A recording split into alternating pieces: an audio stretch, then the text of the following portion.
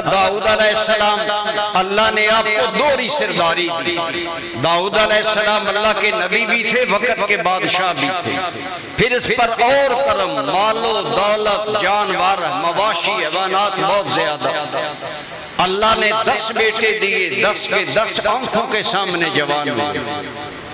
یہ ساری نعمتیں اللہ کریم نے فرمایا اعملوا آل داؤد شکرا، اے آل داؤد میرا شکر ادا کیا کرو.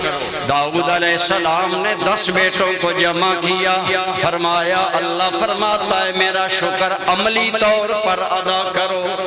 ہم پاکستانی قوم اور ہم بندے عموماً زبانی شکر کے قائل ہیں.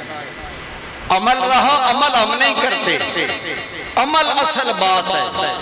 فرمایا اعملوا آل داؤد شکرا، اے آل داؤد عملی طور پر شکر ادا کرو.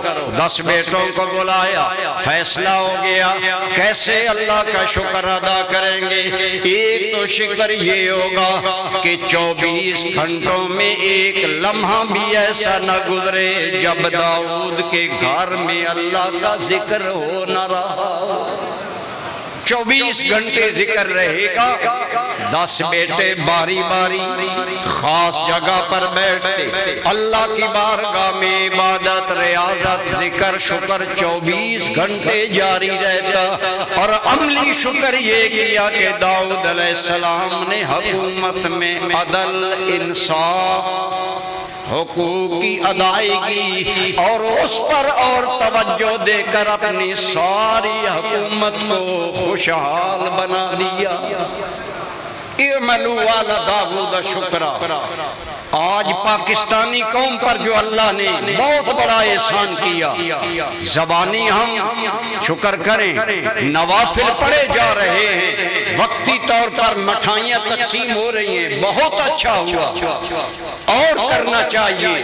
لیکن خدا را عملی یہ ہے کہ ہماری فوج اور ہمارے حکمران اللہ کا شکر زبانی بھی کرے. اور جو پورا پاکستان مایوسی، محرومی اور بیماریوں کا مرکز بنا ہے، اسے قوت مقتدرہ اس ذلت سے نکالنے کے عملی اسباب بھی مہیا کیا. فوج اپنی ذمہ داریاں پہچانے، حکمران اپنی ذمہ داریاں پہچانے، اور اللہ سے ڈریں کہ اللہ نے جو عزت دی ہے اس عزت کے ذریعے وہ اپنے ملک کی عوام کو کتنا سکون پہنچا سکتے. آج ہماری فوج کو، ہماری حکومت کو اللہ نے انہیں موقع دیا، یہ عزت دے کر، یہ کامیابی دے کر، یہ سرفرازی دے کر انہیں اس خوشی کو عوام تک بھی پہنچانا چاہیے.